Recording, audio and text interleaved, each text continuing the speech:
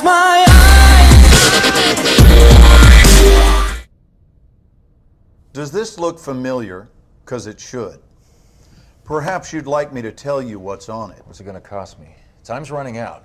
Oh, I'll give it to you for free. That phone contains information about a Russian arms dealer named Amir Kafarov. He was on pretty good terms with your old buddy Al-Bashir. Did you know that... Beating a dead horse. I'm sorry, I didn't realize I was done speaking. Did you know that Kafarov and Al-Bashir were working together? All I know is we were redeployed based on the info we got from this phone. And where was that? Northern Iran.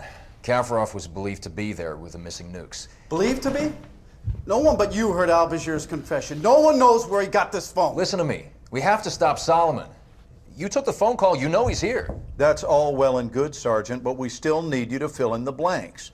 This next part is where you have a big credibility problem. Fine. Kafarov had a villa in the Gilad Valley. We were headed there, but it got complicated.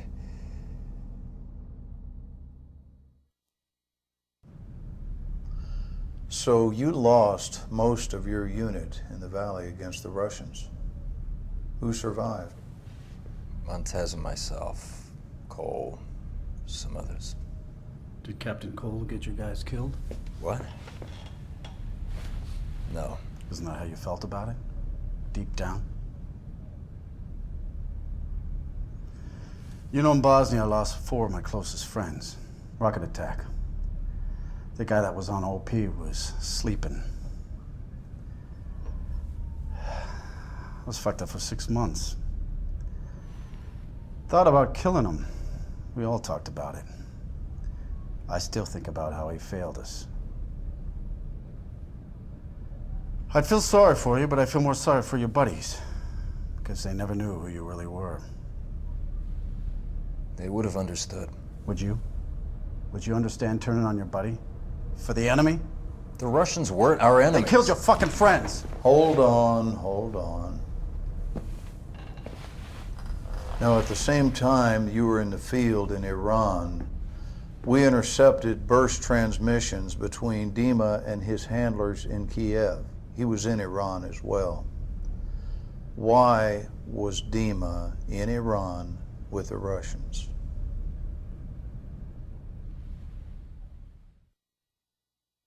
So you drive there, you and whoever's left, you, Cole, Montez. Now, if I'm in your shoes, I'd be thinking about my friends. I'd be wondering what I could have done differently. I might even be wishing it had happened to me and not them. So you get to Kafarov's villa, ahead of the main forces of Russians, ahead of everybody. Not everybody. Dima was there, wasn't he? And you made a decision. You made a fucking momentous decision about your life and your allegiance. About how much you're willing to do for your country. You don't know anything about the decisions I had to make. Tell us what it was then. Convince me. We split up to search the villa. I was alone.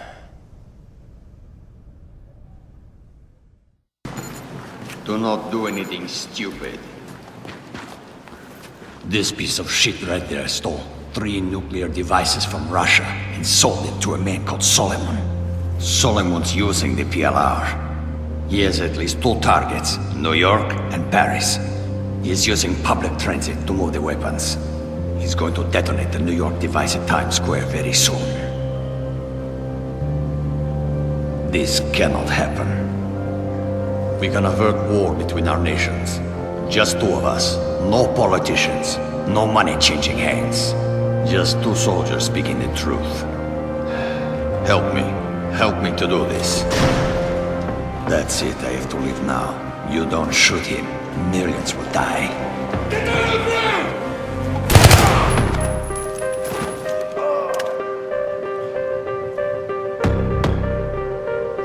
Remember, do whatever you have to do to stop Solomon's plan.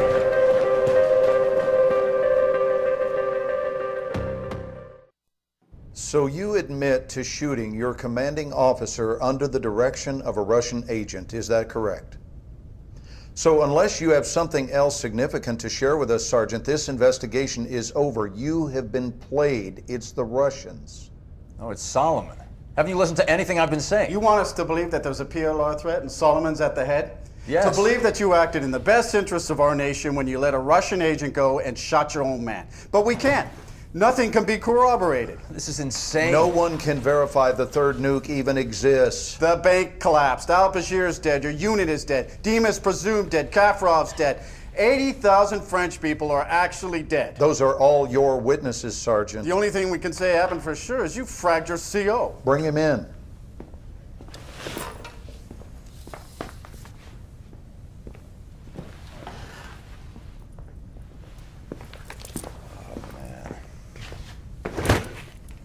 You saw this man shoot his commanding officer, right? Just knock off the bullshit, Sergeant. Didn't Dima set you up?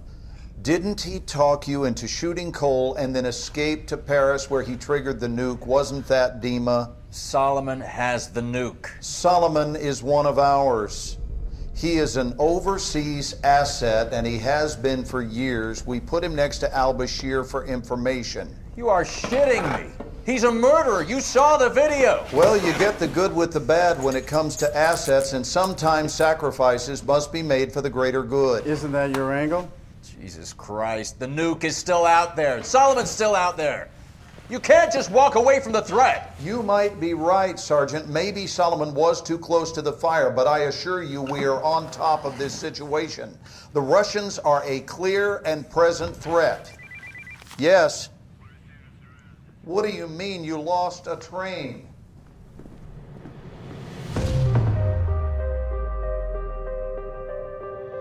Solomon's using the PLR. He is an overseas asset, and he has been for years. He used me, and he uses everyone.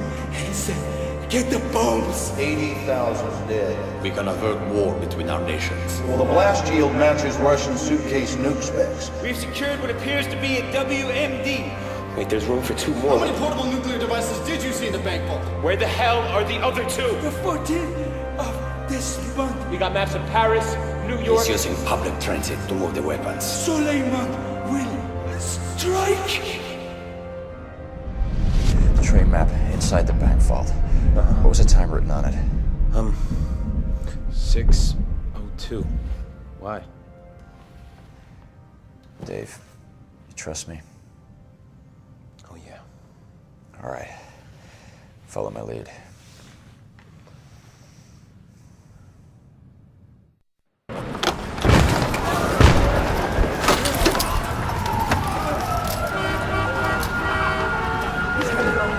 He's coming. He's coming. Go! Who dies first? You'll never win! But the boat's winning!